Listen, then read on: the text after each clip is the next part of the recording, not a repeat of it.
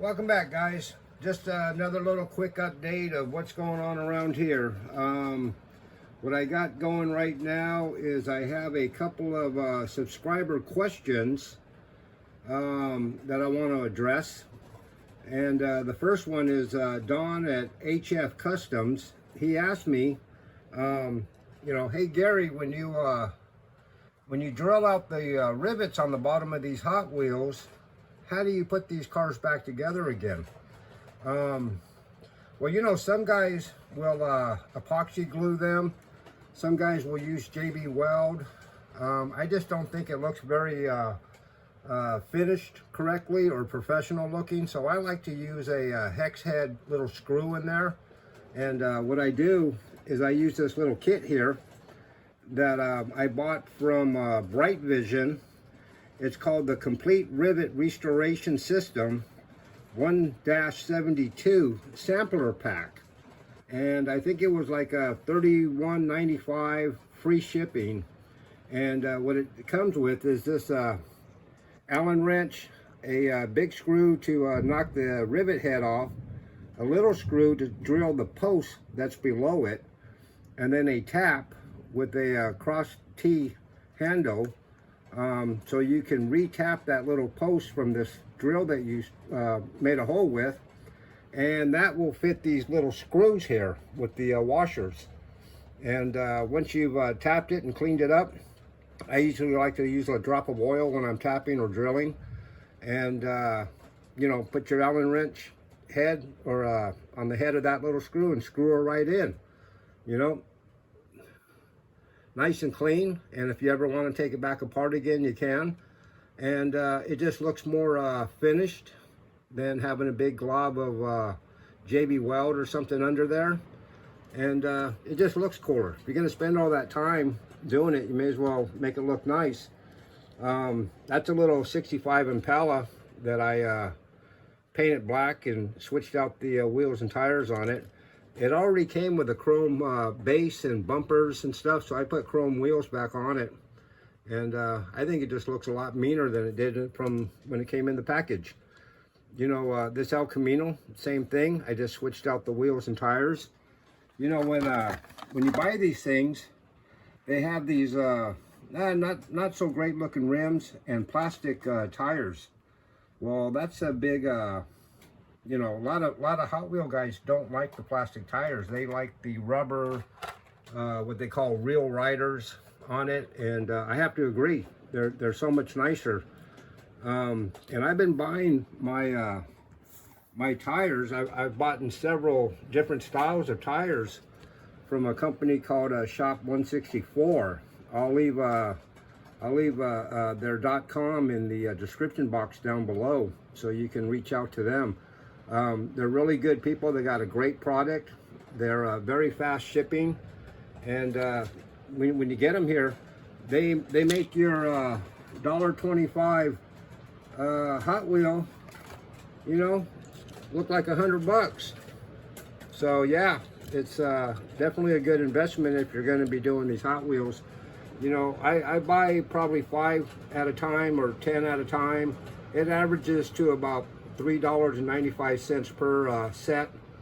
So yeah, for the little investment, it just makes all the world a difference. Last video I showed you Hot Wheel Hank, his little Volkswagen Custom that I was going to paint for him. Well, there she is, all painted up now. I'm just waiting for him to come by and pick her up. Also a 55 Chevy for Mark. That's his pearl white 55 Chevy I just did for him. The second question I had was from Garedog1181, I think it is, or 87. He asked me, hey, when when I chrome around these windows, would I do a little demonstration of what I do? So I've got James's 66 GTO sitting here, and Al's Mercury, which I've already done the chrome foil down the side, but now I'm going to brush in the windows on these cars, and I'll show you how I do it here in a second. Okay, let me just set up. and I'll be right back with. All right, guys, let me give this a try. Now, when I do the chrome around the windows, I like to use this monotone liquid chrome and a good a good paintbrush. About to say airbrush, but paintbrush. And what I do is I open it up and I'll grab a little piece of like a plastic. In this case, I'm using a plastic sandwich bag to put a little bit of paint on top of. I'll show you that real quick. That thing there. And so I just drip the paint into that. And what I'll do is I'll, you know, get a lot more paint on the brush than you would imagine. You would think, oh, he's, you know, just going to very, very lightly dip his brush in there. But I like the brush to be pretty wet. You can see right there. And all I do from here is I make sure there's plenty of paint on the brush, and I'll just drag it right around that, right around there, like so. I'll come over here and I'll do the same thing. You know, the chrome strips are usually pretty well pronounced on a lot of these model kits and stuff. Let me see if I can get in there a little bit more. And so the idea is just to kind of fool the eye into thinking there's a chrome strip around there.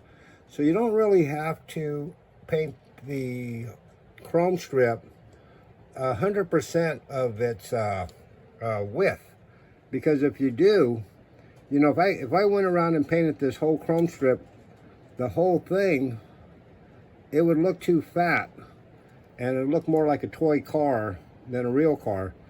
So what I do is I might paint maybe a half of it to 2/3 of it, just so you can see it, you know, just the chrome going around the window, and call it that, instead of trying to paint the whole molding.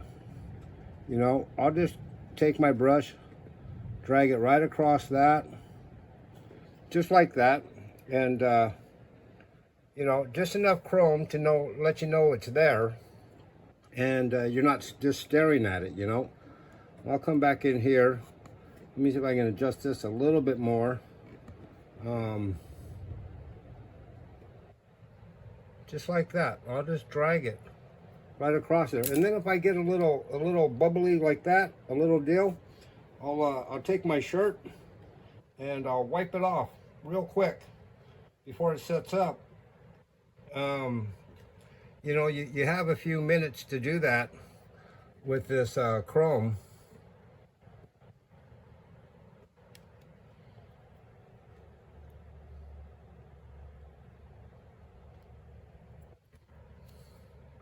Hopefully I'm in camera and you can see this, because I'm not looking through the camera right now. I'm looking at the model, but I kind of trying to stay within the camera range so you can see what the heck it is I'm doing. Let me point it down a little bit. Maybe that would work. And the idea too is not to touch this. You know, don't drag your hand over it, because this stuff might take all day to dry, or it might take 24 hours, or it might take a week. You never know. It depends on what the conditions are around you. And all you're doing is bumping that edge. You know, stuff like these drip rails, all I'm doing is just dragging it along the edge of that. Okay, like so. You know, sometimes you got to go over and kind of touch it up here and there.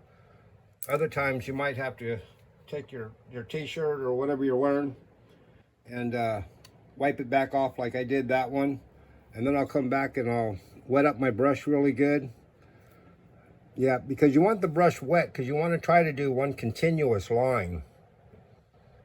without running out of chrome. You want to do one continuous line if you can, instead of stopping and going.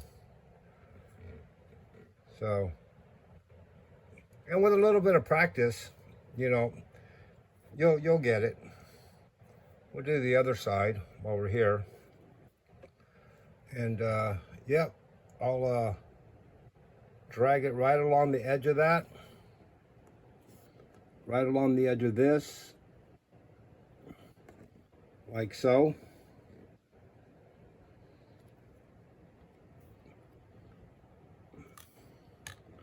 Then stuff like the wing windows, you can pretty much just wet out as much as you want, because they're fairly thick. They're fairly thick.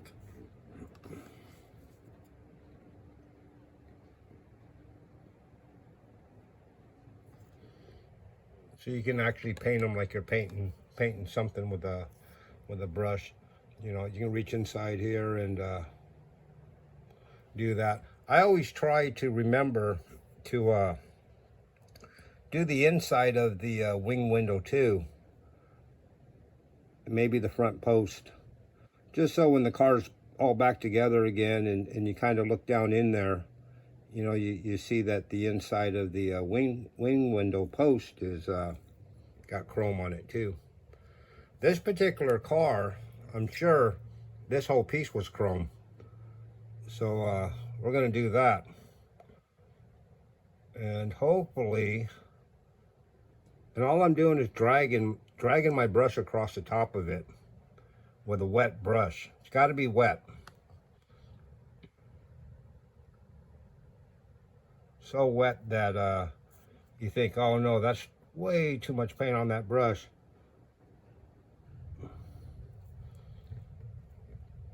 Biggest thing is you can't be afraid. You know, don't be afraid to do it, because you can always wipe it back off. You know, if it just doesn't look like what you're trying to do.